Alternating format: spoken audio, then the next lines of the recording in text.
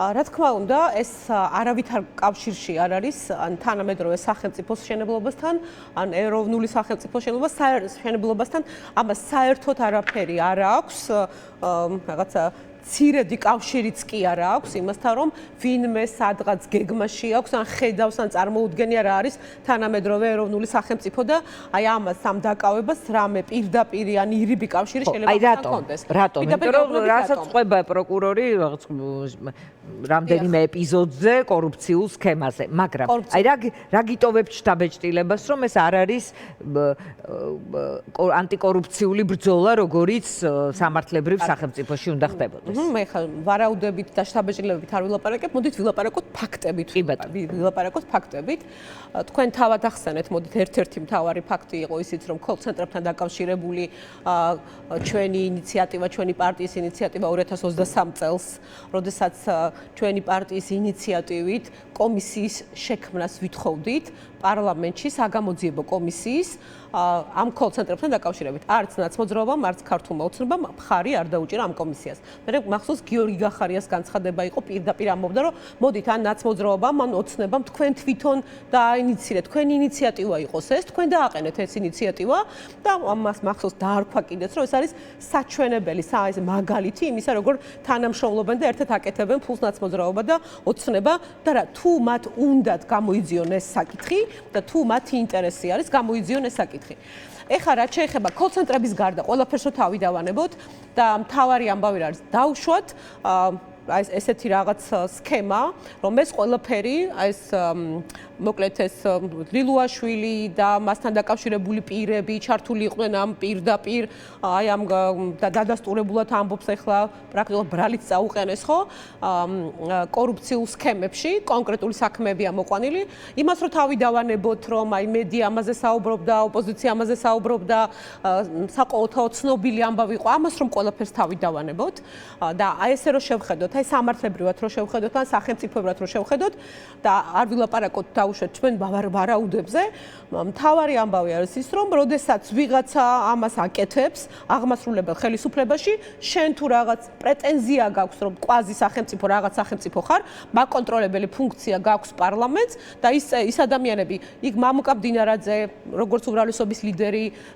ირაკლი ყობახიძე როგორც პარლამენტის თავმჯდომარე მათი პასუხისგებლობა კონტროლი რომ უნდა იყოს სადაც რა თქმა უნდა თუნდაც და ის აუდიტის სამსახური როგორც ინსტრუმენტი პარლამენტის ეს ყველაფერი არ მუშაობდა ამაზე გამოდ. აი თუ ამას ყველაფერს დანარჩენს თავი დავანებოთ და ვთქვათ, აი ეს არის ფაქტი, რომ ეს ყველაფერი ხდებოდა და ირაკლი ყობახიძემ წელს განაცხადა კიდეც როცა ირაკლი ღარიბაშვილზე იყო საუბარი თქვა რომ ჩვენო გქონდა ეჭვებიო მაგრამო იცითო საარჩევნო წელი იყო და ამიტომ თავი შევიკავეთ რას ნიშნავს საარჩევნო წელი იყო და ამიტომ რაღაცა თავი შევიკავეთ შიდა ბრძოლებში და დაპირისპირება სხვა ტიპის ეს თქვა გამოწვევაა და როგორც მოდით არა გეტყვით საარჩევნო წელი კარგად ახსენა იმიტომ რომ ფულს რომელსაც ლილუაშვილი და მასთან დაკავშირებული სხვა ადამიანები ამ კორუფციული გზით შოულობდნენ კოლ-ცენტრებით, ნარკოტრანზიტით, ბინძური და სისხლიანი ფული არის ეს. ახალგაზრდების სიცოცხლეა პირდაპირ, ხო?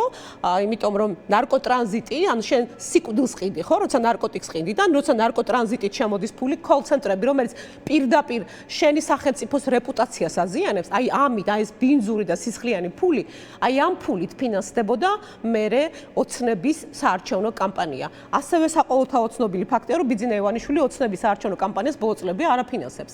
შესაბამისად, აი ამ ბინძური სისხლიანი ფულით, კორუფციული ფულით ფინანსდებოდა ოცნების საარჩევნო კამპანია. ამიტომ პასუხისგებლობა მათი ყველაზე, როგორ ვთქვათ, თანაბრად განაწილებულია. ეს მათზე ყველაზე. თუ ეს იყო, ეს ვთქვათ, ეგრეთ წოდებული საერთო აფინანსებდნენ პოლიტიკას და ასე შემდეგ, მაშინ რა გახდა პრობლემა? რა გახდა დაპირისპირების საგანი? დაპირისპირების საგანიც არ არის, ამას დაპირისპირებაც კი არ ქვია. ამას ქვია, რომ მავრმა შეასრულა თავისი საქმე, ახლა სხვა მავრმა უნდა შეასრულოს თავისი საქმე. ზედმეტად როგორ ხათ, შეირყნა ან გაირყნა ან ეს გადააჭარბა ლიმიტს. შეიძლება ლიმიტსაც გადააჭარბა, ან შეიძლება რაღაც ამბიციებიც გაუჩნდა და იქ რაღაც, მაგრამ თავარი ამბავი აქ ხო ეს მათი შიგნით კინკლაობა, ვინ იქნება წინ წამოვა პირველი ვინ, მაგრამ ყველამ უნდა გაითვალისწინოს, მათი დროც მოვა, აი ამ შემსრულებლების, ამ შავი საქმის მკეთებლების და თუ გონია მამუკა მდინარაძეს ახლა თვითონ რო არის სუსის უფროსი, მას არ მოუწევს პასუხისგება იმაზე, რაც აქამდე ხდებოდა. თვითონ სანამონაწილეა, ყველანი ესენი ერთი ჯგუფია. ხა მე ვერ ვარქმევ ამას რაღაც კლანების ბრძოლას. ეს აბერისი ბრძოლა ქვია. არა, ამას მე ასე პერსონალური ბრძოლა.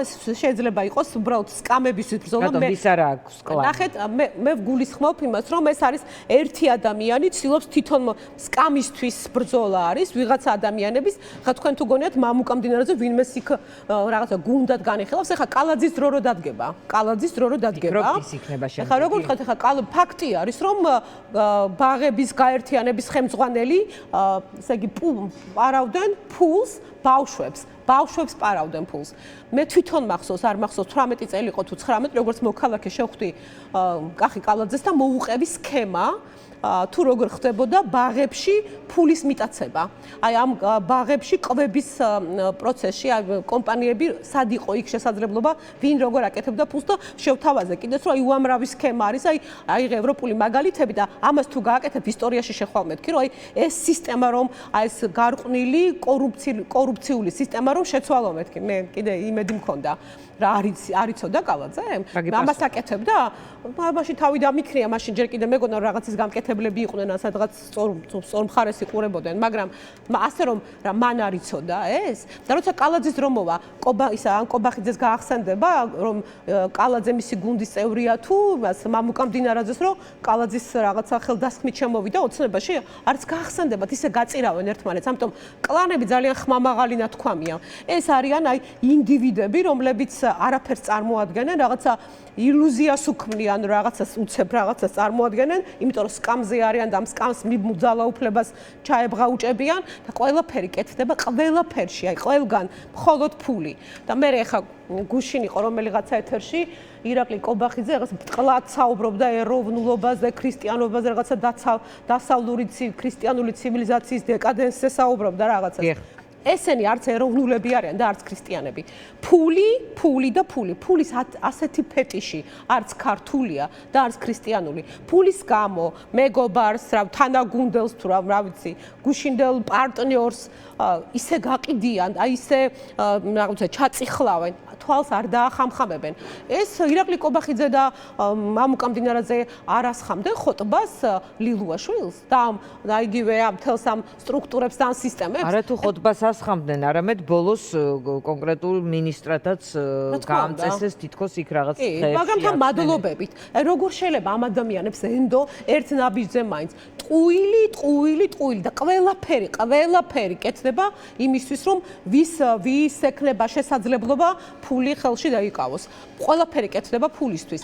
არაფერი, კიდევ ერთხელ გავიმეორებ, არაფერი საერთო ამას სახელმწიფოსთან არ აქვს. ინდივიდების ბრძოლას შევხედოთ, არის თუ არა ინდივიდუალურად კობახიძის რაღაც ფართო ავტონომიის შექმნის პროცესი. კობახიძე მისიც არ იცის, ხვალ იქნება იმ თანამდებობაზე თუ არა. ესეც არის ფაქტი. ეხლა იქ ძალიან საინტერესო არის ენერგეტიკაზე იყო საუბარი, რაღაც აი მაგალითად კობახიძის ინიციატივა, ეხლა გეტყვით, რომ თურმე მილიარდი ლარი ენერგოკომპანიებს უნდა ჩამოვაწეროთ. და აქვე შემოდის და აგერ ნახეთ, თურმე ჰესები როგორ შენდებოდა ქრთამების მეშვეობით, ვინ როგორ იღებდა ჰესების შენების უფლებას. და ამ დროს ეხლა ვიცით, ესეც უკვე დაგვიდასტურეს, რომ ტარიფი უნდა გაიზარდოს. ანუ ის ადამიანები, ვინც გამდიდრდნენ სახელმწიფოს და ხალხის ყლეფის ხარჯზე, ისინი უნდა დავიცვათ, მილიარდი ლარი კობახიძის ინიციატივით უნდა ჩამოვაწეროთ, თურმე მათი ეს დავალიანება და საიდან უნდა ამოვიღოთ ეს ფული? ღარიბი ხალხის ჯიბიდან. ჩემს ჯიბეში, ხალხის ადამიანების ჯიბეში უნდა ჩაყო ხელი და ტარიფი უნდა გაზარდონ. ოცნება, რომელიც მოვიდა, ერთ-ერთი მთავარი დაპირება სწორედ ეს იყო, რომ ტარიფი შემცირდებოდა. დიახ, ეს იყო. და არათუ შემცირება, კიდე გვიზრდიან თურმე. და ეს ხოდა დააკომპენსირონ იმ რაღაცა მდიდრებს, აი ქვეყნის ყლეფის ხარჯზე გამდიდრებულები რომ დაიცვან, ჩემს ჯიბეში უნდა ჩაყო ხელი. ეხლა გზაში რომ მოვდიოდი, მოქალაქე მირეკავს შვილიშვილს სიცხე აქვს 40-მდეო და წამლის ფული არ მაქვს. ეხლა არ ვიცი, უნდა გავიდე ეს მომწერე მეთქი რა წამალია, იქნებ ვიყიდო და მოგაწოდო თქვა. აი ასეთ ეს ნორმალური ვითარება არ არის. აი ასეთ ზარებს ვიღებ ყოველდღე და ეს ადამიანები ამ ქვეყანაში ხო ცხოვრობენ. მარტო დავიჯერო რომ მარტო ძალიან დიდრებთან აქვს ურთიერთობა. კარგი რაღაცა ნათესავი ხო ყავთ, მეზობელი, კლასელი, ვიღაცა როგორ არ აწუხებთ აი ამდენი გაჭირვება ამ ქვეყანაში? როგორ არ აწუხებთ მითხარით? ეხლა დღეს ერთ-ერთი რაღაცა აბიტურიენტების მშობლები დამიკავშირდნენ და უფასო რო იქნება სწავლა, ეხლა რა გამოდის კავკასიის უნივერსიტეტში რო ჩააბარებ ჩემი შვილიო, უფასო არ იქნება არა, მითხარი, არა. იმიტომ რომ კავკასიის უნივერსიტეტი სახელმწიფო უნივერსიტეტი არ არის, იქ გრანტი არ არის.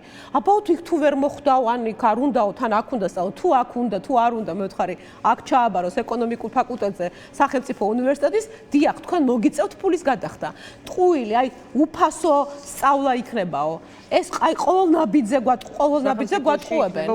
კი, სახელმწიფოში იქნება უფასო, მაგრამ აქამდე ის ადამიანები, ვინც მოქალაქეების აბიტურიენტი, რომელიც მაგალითად კავკასიის უნივერსიტეტს აირჩევდა თუ რა ვიცი, სხვა კიდე რომელიღაცა კერძო უნივერსიტეტს, იქ მას უკვე უფასო სწავლა არ ექნება.